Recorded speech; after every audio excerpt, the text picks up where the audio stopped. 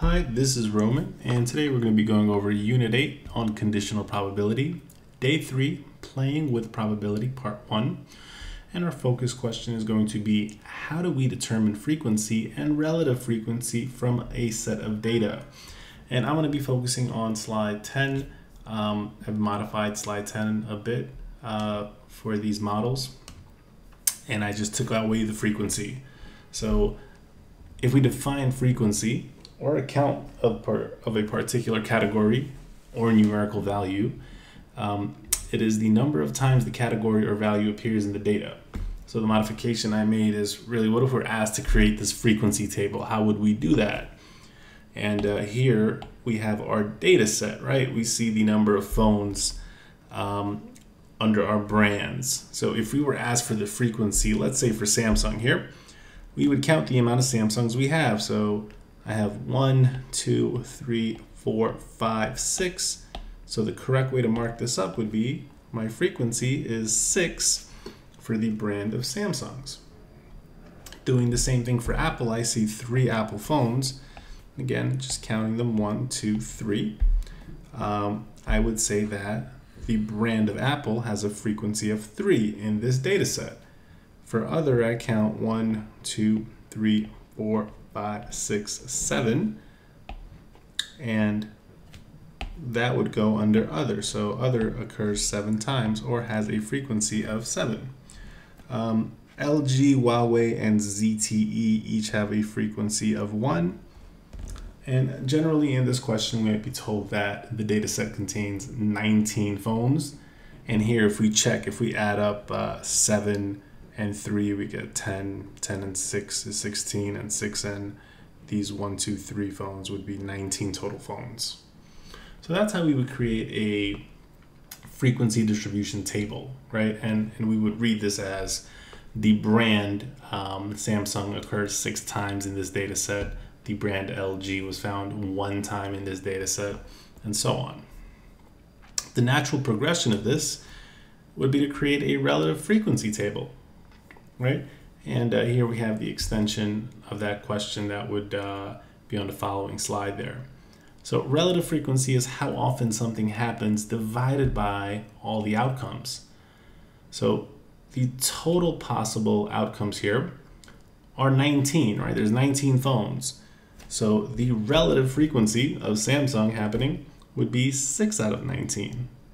There's 6 times that it happens out of the total possible outcomes. Apple occurs 3 times out of the 19. LG, Huawei, and ZTE, their relative frequency would be 1 out of 19 respectively, and other would be 7 out of 19. So one key thing that we want to pay attention to when calculating relative frequency is to make sure that our relative frequencies add up to 100% or 1. So here, if we add up let's do it here. If we add up 6 out of 19 plus 3 out of 19 plus 1 out of 19, which happens 3 times respectively, and 7 out of 19, we will get 19 over 19, or 100% or 1, right? And that shows that we didn't make any errors here. A relative frequency should always equal 100%. And I believe on the following slide, there was a probability question, which would be the relative frequency. So if you wanted to know the probability of choosing a Samsung, if all these phones were put in a bag and you put your hand in the bag and chose a random phone, the estimated probability would be 6 out of 19 that you choose a Samsung, right? The probability of Apple would be 3 out of 19.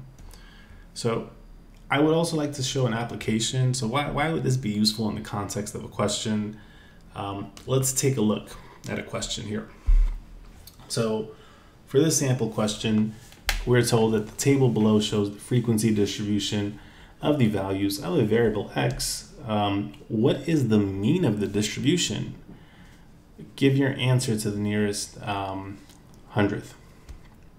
So here, we have our variable x and we have our frequency. So what does this mean, right? It means that 1/2 occurs twice 3/4 occurs 7 times, 5/4 occurs 8 times. And this would be very tedious to create a list.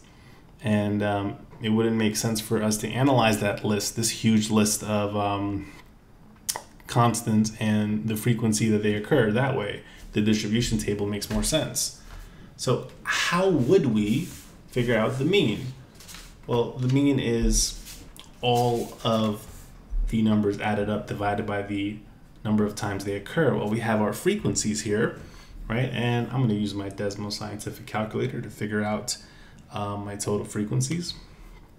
So my frequencies in this question were 2, 7, 8, 8, and 9. So 34 is my total. And then I want to use that or figure out the total sum of everything and then divide that by 34. So how am I going to do this? I'm going to say 1/2 occurred twice plus 3/4 occurred 7 times plus 5/4 occurred 8 times plus 3/2 occurred 8 times plus 7/4 occurred 9 times. And we can see that the frequency distribution is the best way to model this set of data. So let's do a little bit of arithmetic and solve this. 2 times 1/2 is 1. 7 times 3/4 is 21/4. 5/4 times 8 is 40/4. 3/2 times 8 is going to be 24/2. 7/4 times 9 is going to be 63/4. And I don't like how that looks. That looks a little bit confusing up there. Make sure that's clear. And we want to divide all of that by 34. And we're just going to do a little bit of arithmetic to make this easier for us. On top, 1 is the same as 4/4. We're going to make everything in terms of 4 so we could add up easily here. Instead of 24/2, I would multiply top and bottom by 2 here to create an equivalent fraction. Or it looks like I'm going to get 48/4. And then we're going to divide all this by 34.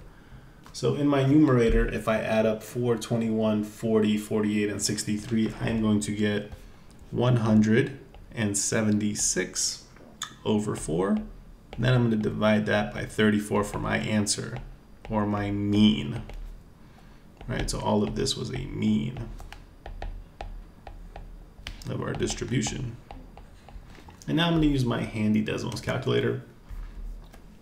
So I'm going to do 176 divided by 4. And then I'm going to take that number and divide it by 34. And that gives me my answer. To the nearest hundredth, 1.294 is going to round to 1.29. And that is going to be our final answer. I can make this approximately since we are rounding. So that's a sample of an application of using the frequency distribution tables.